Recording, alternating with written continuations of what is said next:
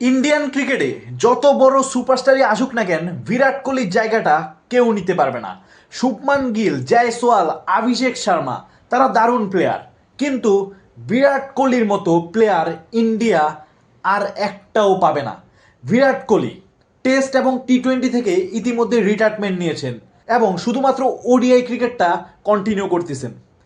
তার এই পারফরমেন্স দেখার পরে তার সর্বশেষ 4-5টা ওডিআই ম্যাচের স্কোর আপনি দেখেন, ক্লাস, পিওর ক্লাস। তার এই ধরনের ব্যাটিং, তার এক একটা শট, এখন মনে হচ্ছে বিরাট কোহলি হয়তো টি-20 এবং টেস্ট থেকে কিছুটা আগে রিটায়ারমেন্ট নিয়ে নিয়েছেন। যদিও অনেকে এটা নিয়ে বিমত পোষণ করতে পারেন, তার বয়স হয়েছে রিটায়ারমেন্টের, সেক্ষেত্রে নিতে পারেন।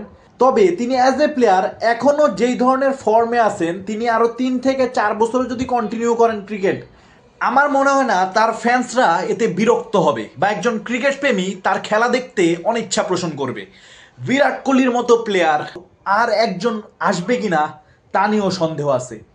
ইন্ডিয়া কিন্তু অনেক ভালো ভালো প্লেয়ার প্রডিউস করতেছে বর্তমানে। অভিষেক শর্মা, শুভমান গিল, জয়সওয়াল, তারপর বৈভব সূর্যবংশীর মতো প্লেয়ার তারা প্রডিউস করতেছে, কিন্তু বিশ্বাস করেন এই বৈভব সূর্যবংশী, শুভমান গিল, আরো যারা যারা আছে তারা এক পাশে আর বিরাট কোহলি এক পাশে। ভাই, বিরাট কোহলি একটা ইমোশন। লাইক, এমন অনেকে আছে যারা যারা কিনা ইন্ডিয়া ক্রিকেটকে সাপোর্ট করে না, কিন্তু বিরাট কোহলিকে পছন্দ করে। সত্যি বলতে বিরাট কোহলিকে যারা ক্রিকেট বুঝে তারা অপছন্দ করতে পারবে না। ক্রিকেটের কিং, লেজেন্ড ভাই, তার সাথে আসলে কারো তুলনা হয় না। আপনি বাবর আজম বলেন বা যাই বলেন, আমি একসময় তুলনা করতাম। সত্যি বলতে এই একজন ক্রিকেটারের সাথে কারো তুলনা হয় না।